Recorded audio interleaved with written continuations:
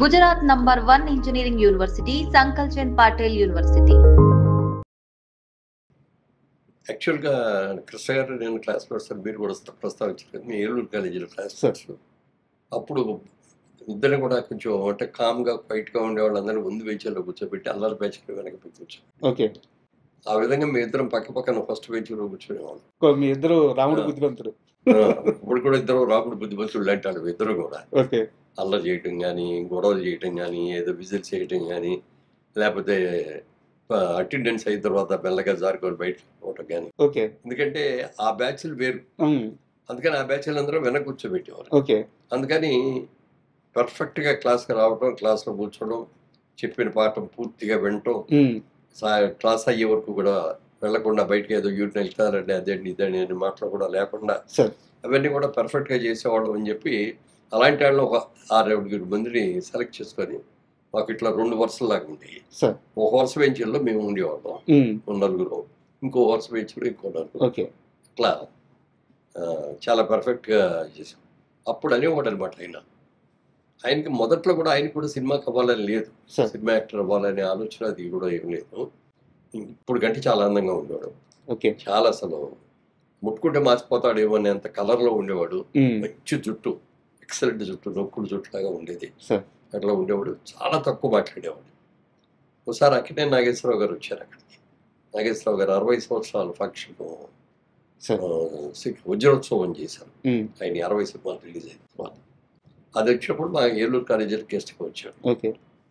అందరూ వెళ్ళి కూర్చున్నారు. అయిన తర్వాత ఆయన మాట్లాడేశారు, అందరూ సపాట్లు కొట్టాము. తర్వాత వెళ్ళిపోయేటప్పుడు ఎవరికి వాళ్ళే వెళ్ళిపోయి సార్ ఆటోగ్రాఫ్ రకరకాలుగా ఆటోగ్రాఫ్లు అయ్యేది చేసిన తర్వాత కృష్ణ గారికి ఆలోచన వచ్చింది, సినిమా యాక్టర్ అవ్వబట్టి కదా ఇంత క్రేజ్ వచ్చింది, మనం కూడా ఎందుకు అవ్వకూడదు అనే ఆలోచన మొట్టమొదటిగా అక్కడికి వచ్చి ఆయన ఎక్స్పెక్ట్ చేశాడు. సినిమా యాక్టర్ అయితే బాగుంది, నాకు కూడా అవ్వాలి ఉంది అని. ఇప్పుడుగా నీ పర్సనాలిటీకి నీ అందరికీ డెఫినెట్గా మంచిగా అవుతుంది. ఆ టైంలోనే కొల్లేటి కాపురంని మన డైరెక్టర్ తిలక్ గారు ఎడిటర్, మంచి ఎడిటర్ అయినా ఎడిటర్గా డైరెక్టర్ కూడా అయ్యాడు. కొన్ని సినిమాలు చేశారు. రైటింగ్ కూడా చాలా బాగుంటాయి. చాలా మంచి సినిమాలు చేశారు. ఉయ్యాల జంపాల ఇవన్నీ కూడా చాలా మంచి సినిమాలు చేశారు. ఆయన ఒకసారి కొల్లేటి కాపురం రిలీజ్ సందర్భంగా ఏలూరు కాలేజీకి వచ్చాడు.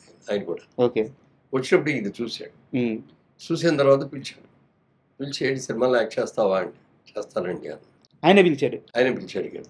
అంటే మంచి చూడటానికి చూడగానే అట్రాక్టివ్గా ఉంటాడు చాలా. పిలిచి అడిగాడు సినిమాలో ఇంట్రెస్ట్ ఉందంటే ఉందండి అన్నాడు. సరే ఇప్పుడు నా సినిమా అయిపోయింది, మళ్ళీ కొత్త సినిమా మొదలు పెట్టడానికి టైం పడుతుంది, నువ్వు ఇప్పుడు ఫైనల్ ఇయర్లో ఉన్నావు కదా, నువ్వు చదువు పూర్తి చేసుకొని నువ్వు నాకు ఫోన్ చేయని నెంబర్ అయ్యని ఇచ్చాడు.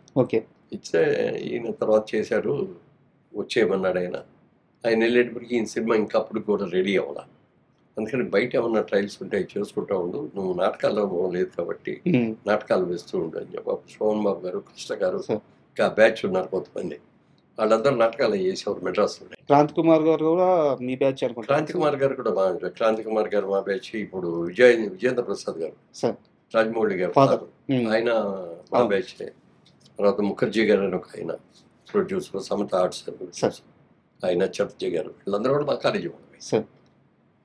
సరే అనుకున్నట్టుగా ముందు సక్సెస్ కాలేదు, యాక్టర్గా ఏమి విషయం రాలేదు.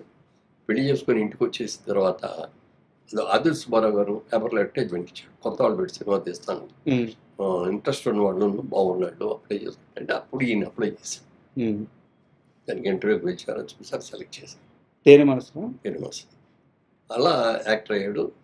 నేను బాగా ఆయన ఏదైనా రిలీజ్కి వస్తే, విజయవాడ వస్తే ఫోన్ చేసేవారు, నేను వెళ్ళి కలుస్తూ ఉండేవాడిని. తర్వాత మా బిజినెస్ కోసం నేను కోయంబత్తూరు వెళ్ళాల్సి వస్తూ ఉండేది. కోయంబత్తూరు తిరిగి వచ్చినప్పుడు మెడ్రాస్లో ఒక రోజు ఆగిపోయి నేను కృష్ణ గారిని కలుసుకొని అక్కడ ఆయన ఆ రోజంతా గడిపి ఆ రోజు రాత్రి మెయిల్కి వెళ్ళి కొన్ని అలా చాలా మంచి సినిమాలు వస్తున్నాయి, తీస్తాను అన్నీ చెప్పేవాడు, డెవలప్మెంట్ అయ్యేది. అలాంటి వ్యక్తి స్వయం శక్తితో వచ్చాడు. వెనక బ్యాక్గ్రౌండ్ ఎవరు ఉండి చేసింది ఇది కాకుండా స్వయం శక్తితో వచ్చాడు. ఆ గుండు గేర్ సినిమాతోటి ఒకసారి 116 తోటి అసలు ఎక్కడికి వెళ్ళిపోయింది. ఇంకా అన్ని ప్రయోగాలు ఆ కదా. సినిమా రిలీజ్ అయిన తర్వాత ఒక్కసారిగా 15 సినిమాలు 18 వచ్చింది. ఉమ్, అక్కడి నుంచి అంత చేశాడు. ఇవన్నీ ఇప్పుడు మహేష్ బాబుకి వచ్చేటప్పటికి కృష్ణ గారి అబ్బాయి బిగినింగ్లో అంతా కృష్ణ గారి ఆ అబ్బాయి లెగసీ అయితే ఉంది. ఆ? ఆ లెగసీ అయితే ఉంది. లెగసీ ఉంది కదా, అది ఒకటి బాగా హెల్ప్ చేసింది. ఉమ్, తర్వాత ఇతనికి బాగా ఇంట్రెస్ట్ అని చెప్పి యంగ్ హీరో చిన్నప్పటి నుంచి కూడా క్యారెక్టర్ అవును చేశాడు. మేము ముగ్గురు కలిపి ఒక సినిమా కూడా చేసాం. సినిమా పేరు గుర్తులేదు నాకు. సార్. బ్రదర్స్ లాగా చేసాం. ఓకే.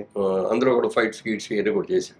ఉమ్, అప్పుడు అనుకున్నాం మహేష్ బాబు కూడా చాలా పెద్ద యాక్టర్ అయిపోతాడు, కృష్ణ గారు లాగా పెద్ద యాక్టర్ అవుతాడు ఉమ్. అని ఊహించాం. అందుకంటే కూడా ఎక్కువగా పెద్ద actor. కృష్ణ గారు అనేవారు సార్ ఆ టైంలో. కృష్ణ గారికి బాగా కాన్ఫిడెన్స్, ఓకే. మంచి యాక్టర్ అవుతాడు వీడు. ఉమ్, అంటే రమేష్ ముందయ్యాడు. అవును. రమేష్ అయ్యేప్పుడు ఇంకా చిన్నాడు. అప్పుడు కూడా అనే ఉంటున్నాడు, రమేష్ కూడా అవుతాడు, రమేష్ కూడా బాగుంటుంది, రమేష్ కంటే కూడా మహేష్ ఉమ్, ఎక్కువ ఇది అవుతాడు. అలా మంచి యాక్టర్ అవటం. ప్రతి సినిమా నాన్నగారి దగ్గరికి తీసుకెళ్ళిపోయాడు. కథ వినమని అడిగేవాడు సార్. మహేష్ బాబు కూడా. అంటే కథలు అవన్నీ నువ్వే ఇండివిజువల్గా నువ్వు సెలెక్ట్ చేసుకో, ఓకే. నువ్వు ఎరగాలి. నేను చెప్పి నేను ఇది బాగుంది, ఇది వద్దు, ఇది బాగాలేదు అని చెప్పడం బాగుంది సార్. ఆ నిర్ణయాధికారికి కొడుకు ఇచ్చేసాడు. అతను అలాగే మంచి సెలెక్ట్ చేసుకోవడం, మంచి బ్యానర్లు సెలెక్ట్ చేసుకోవడం, అలాగే మంచి డైరెక్టర్ని చేసుకోవడం, అవన్నీ కూడా చేసి సక్సెస్ అయ్యాడు. మా సినిమా కూడా వచ్చిన తర్వాత మేము అదే అనుకున్నాం. అప్పుడు కృష్ణ గారితో ఒక సినిమా చేసాం అంతే సార్. మా బ్యానర్లో. అందులో నాగార్జున గారి హీరోను, కృష్ణ గారి ఫాదర్, నాగార్జున గారి ఫాదర్గా కృష్ణ వారసుడు వారసుడు. సార్. ఆ వారసుడు అడిగితే ముందు నేను జైన్ అయ్యా ఆ క్యారెక్టర్ అది అన్నాడు. అని మళ్ళీ కొద్ది రోజులు అయిన తర్వాత మళ్ళీ ఆయనే ఫోన్ చేసి సరే ఒకసారి కథ వచ్చి చెప్పమనంటే అది హిందీ సినిమా, అది హిందీ సినిమా రీమేక్. అది ముందు హిందీ పిక్చర్ చూడండి సార్ అన్నాం. హిందీ పిక్చర్ చూసి అరేంజ్ చేసాం. అది చూసేసి బాగుంది, క్యారెక్టర్ బాగుంది, చేస్తున్నాలే అన్న. అలా చేశాను. ఈ మహేష్ బాబుని కూడా మరి దాన్ని అంటే ఇద్దరు యాక్టర్గా ఉన్నప్పుడు కొన్ని సినిమాలు కలిసి చేయడం కానీ, లేకపోతే కృష్ణ గారి అబ్బాయి కానీ, కృష్ణ గారి ఫ్రెండ్ కానీ మొత్తం మీద మేము డేట్లు అడగగానే వెంటనే ఇచ్చాం. ఓకే. అన్నీ సక్సెస్ఫుల్గా జరిగినాయి, అందరూ హ్యాపీగా ఉన్నాం. ఈ సినిమాని ఇవాళ యంగర్ జనరేషన్ చూపించారు. అప్పుడు చూసిన వాళ్ళు అందరూ బాగానే చూశారు. యంగర్ జనరేషన్ 20 ఏళ్లలో వచ్చారు, పెరిగిన జనరేషన్ అంతా అందరూ సినిమా చూశారు. సార్. టీవీలో అందరూ సినిమా చూశారు, లేకపోతే ఏదో యువతకి అన్ని రకాల అతడు సినిమా చూడని ఇల్లు 2 తెలుగు రాష్ట్రాల్లో లేదంట. లేదు. ఇది నిజంగా నిజం. ఎందుకంటే సినిమా ఇక్కడే కాదు, సార్. ఈవెన్ అదర్ కంట్రీస్కి వెళ్తే ఎక్కడికి వెళ్ళినా మీ సినిమా అదనంగా ఉందండి. ఆ యంగర్ జనరేషన్, అక్కడున్న యంగర్ జనరేషన్కి మురళీమోహన్ పెద్ద యాక్టరు, బోల్డ్ సినిమాల్లో చేశాడు అది అని చెప్తే వాళ్ళకి ఏం అర్థమయ్యేది కాదు. సార్. అతడి సినిమా చూసాక సినిమా తీసింది ఈయనే అనగానే ఒక్కసారి అవునా అని వచ్చి షేక్ ఇది ఒక గుర్తింపు అయిపోయింది. ఇదో గుర్తింపు అయ్యింది. యాక్చువల్గా నేను అందులో యాక్ట్ చేయలేదు సార్. నాకు ఏం క్యారెక్టర్ కూడా లేదు, నేను చేయలేదు.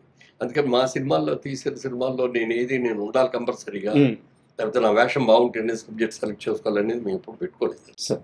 సినిమా బాగుండాలి, సినిమా సక్సెస్ అవ్వాలి, అందులో క్యారెక్టర్ ఎలాంటిదైనా సరే అలా చేసుకుంటూ వచ్చాను. మళ్ళీ అతడు సినిమా విషయానికి వస్తే సార్, అంటే మీకు ఒక బ్యూటీ చెప్తాను. బ్యూటీ అనే వర్డ్ ఎందుకు వాడానంటే, అతడు సినిమాకి ఈ రోజుకి ఏజ్ అయిపోవాలి, అతడు నిర్మాతకి ఈ రోజుకి ఏజ్ అయిపోవాలి, అతడు హీరోకి ఈ రోజుకి ఏజ్ అయిపోవాలి, అతడు హీరోయిన్కి కూడా ఈ రోజుకి ఏజ్ అయిపోవాలి. అవును, ఇప్పటికి కూడా హీరోయిన్గా చేస్తాను. ఇప్పటికీ హీరోయిన్గా చేస్తున్నా, చాలా అందంగా కనిపిస్తున్నారు స్క్రీన్లో. ఏం సార్ ఈ సీక్రెట్ ఏంటి సార్? అతడు సినిమాకి పనిచేసిన వాళ్ళందరూ అలాగే ఉండిపోతున్నారు. అలాగే, ఈవెన్ కెమెరామెన్ అలాగే ఉన్నాడు, మరి డైరెక్టర్ గారు కూడా టాప్లో ఉన్నాడు. అవును. ఏ విధంగా చూసినా ఆ టీం అంతా కూడా టాప్లోనే. అవును. ఇప్పటికీ కూడా 20 ఏళ్ళ తర్వాత కూడా. సో ఇది మరి దీన్ని ఇప్పుడు యంగర్ జనరేషన్ అందరికి కూడా థియేటర్కి వెళ్ళి కూర్చొని సినిమా చూడాలి.